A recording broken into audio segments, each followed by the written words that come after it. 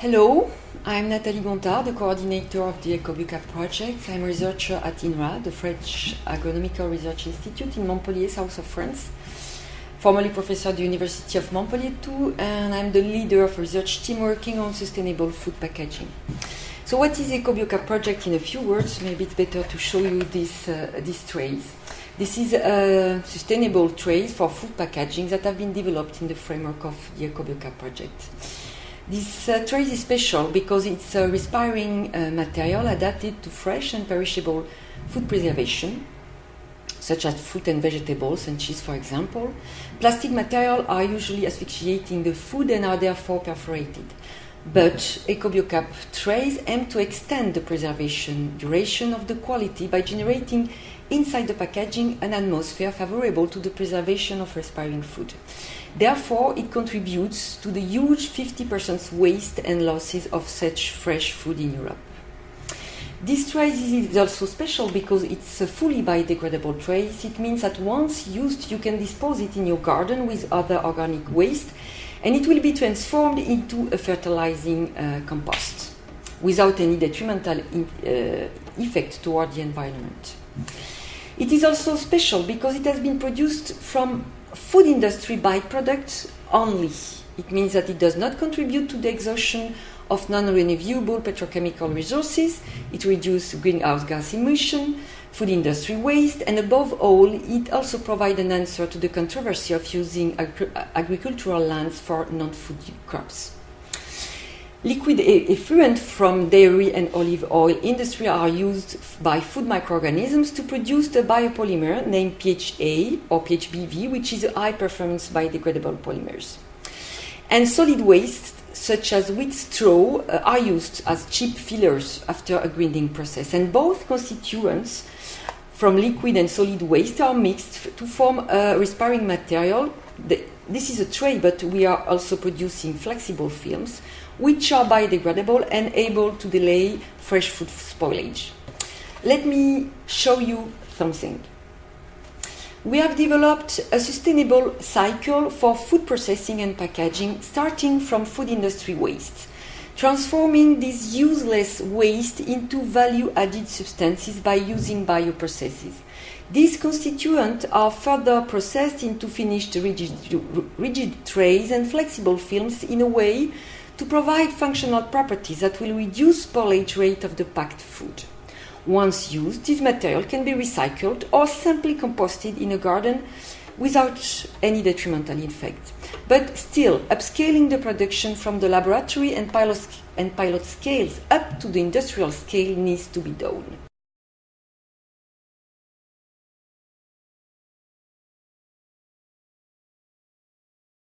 Az első lépés annak a meghatározása, hogy mire irányuljon a munka. Pontosabban ez azt jelenti, hogy meg kell határozni a csomagolóanyagok tulajdonságait, hogy mit akarunk kifejleszteni.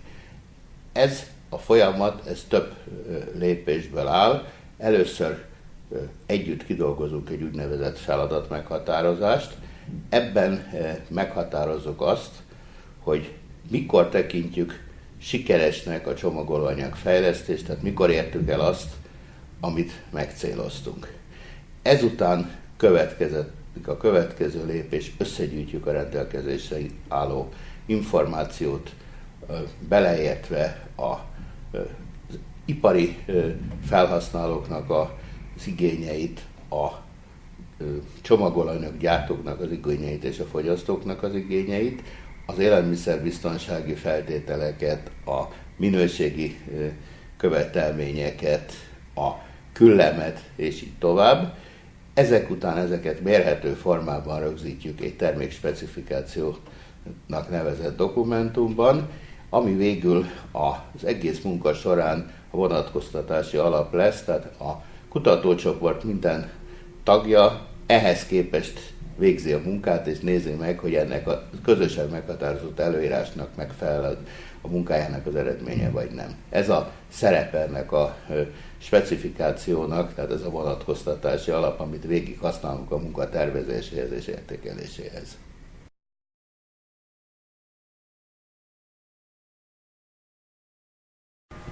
Alors pour être sûr que l'utilisateur choisisse le bon emballage pour son produit, nous développons un logiciel d'aide à la décision. Donc l'objectif de ce logiciel est de répondre à des requêtes que par l'utilisateur, par exemple l'industriel de l'agroalimentaire, de type je veux un emballage qui conserve mon produit tout au long de sa durée de vie, avec un coût matière inférieur à 3 € le kilo, transparent, si possible biodégradable, non issu d'OGM, etc.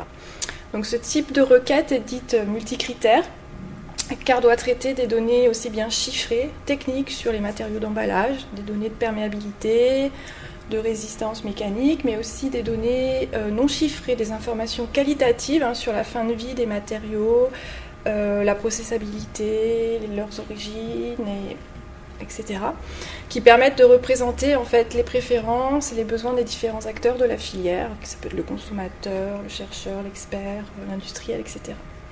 Alors le logiciel fournit en sortie une liste d'emballages des plus pertinents au regard de l'application. Et donc il constitue une véritable avancée dans le domaine de l'emballage alimentaire, car pour la première fois, on va considérer toutes les contraintes et besoins de la filière pour trouver le meilleur compromis.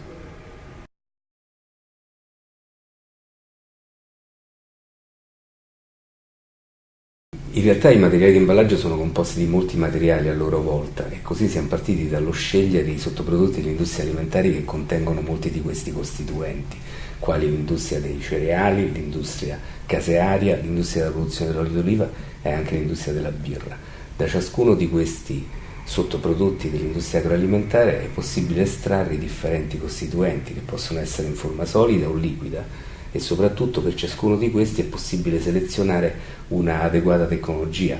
Ad esempio, per alcuni costituenti solidi sono state usate tecnologie fisiche come la macinazione e la selezione granulometrica oppure l'estrazione chimica. Il composto principale, cioè il polimero biodegradabile che fa da scheletro di questi materiali, è stato invece sintetizzato a partire da 2 reflui liquidi, e cioè il siero di latte che viene dall'industria casearia e le acque di vegetazione che vengono dal frantoio ureario. E questo è un prodotto che è 3 volte bio, è interessante perché è prodotto da biomasse rinnovabili, è prodotto con un processo biologico e infine è biodegradabile.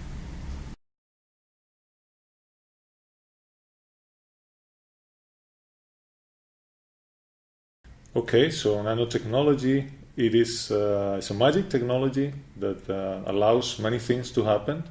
It is the art of making things small, and as such, the idea is to make it invisible, but to have a very strong role in improving the properties of bioplastics. Bioplastics have very particular properties. Sometimes they do not have the properties we desire, but they look great, so we don't want to change their look. So what we do is we use nanotechnology to actually allow them to achieve what we want, the objects that will really make our project feasible, and they will therefore be of an advantage in our project because we will get the properties that are desired by the companies, and also by the consumers. They want the packaging to work.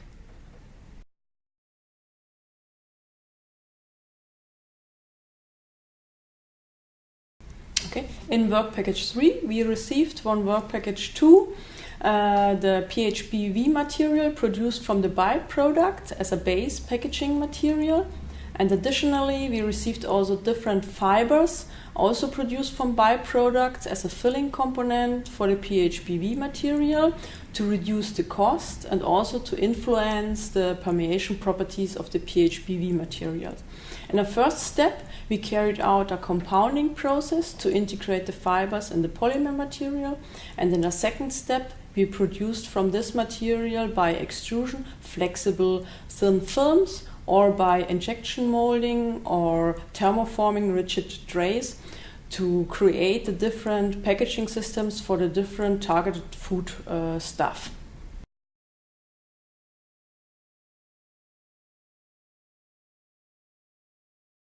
Alors un des objectifs du projet EcoBioCap, c'est aussi de s'assurer que les matériaux développés dans le cadre du projet soient aptes au contact alimentaire pour vraiment s'assurer de la sécurité du consommateur.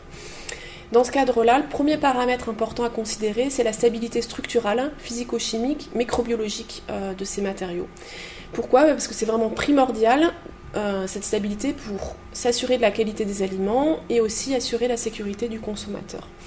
Alors il faut savoir qu'il existe une réglementation en vigueur relative aux emballages plastiques qui va fixer à la fois des valeurs de migration et aussi des méthodes à utiliser pour tester cette sécurité alimentaire. Et comme la composition des aliments est très complexe, tous ces tests de migration sont réalisés avec des simulants alimentaires liquides et non pas des aliments réels. Le problème, dans le cadre du projet CoBioCap, c'est qu'on a des matériaux biodégradables qui peuvent être sensibles à l'eau et que du coup, ces conditions de test ne sont pas forcément adaptées parce qu'elles conduisent à des valeurs de migration super élevées.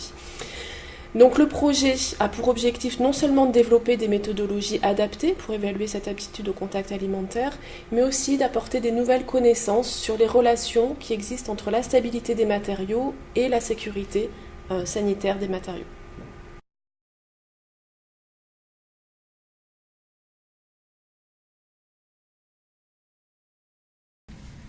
EcoBioCap focus on biodegradable materials that are made from renewable resources and therefore they are more environmental friendly than the petrol-based counterparts. However, in EcoBioCap we want to further minimize the environmental impact of the materials developed, and we are going to use low-cost byproducts from food industry that will be converted in added value packaging material. We are going to take in account the methods used for the production of these materials, that they have as little environmental impact as possible during their manufacture. And we are also going to guarantee that the material developed is tailored for the requirements, for the specific requirements of the food products. And finally, we are going to also be sure that the packaging material can be degraded in excellent ways, so that we have really a low impact also during the biodegradation process.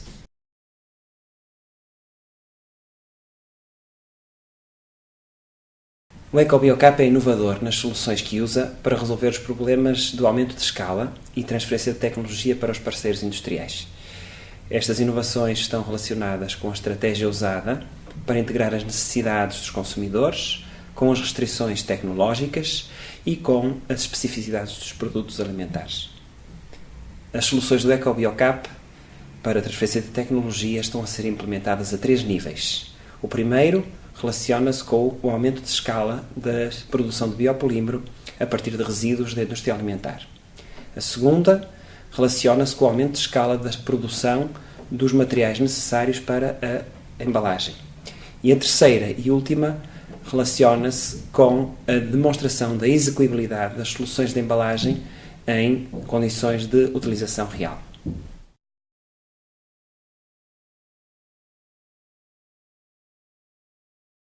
EcoBioCap est un projet composé de 16 partenaires de 8 pays européens différents. Et ce qui est extrêmement intéressant dans le projet, c'est justement de pouvoir réunir des partenaires de cultures professionnelles différentes, donc pas seulement de nationalités différentes, mais aussi qui viennent de divers milieux. On a par exemple une partie du consortium qui est issue de la recherche publique, donc des partenaires académiques, et aussi en parallèle on a des partenaires du privé, notamment plusieurs PME qui participent à ce projet. Et du coup ça nous permet d'avoir un éventail de compétences qui est extrêmement riche et intéressant pour mener à bien donc, les objectifs qu'on a fixés dans le projet.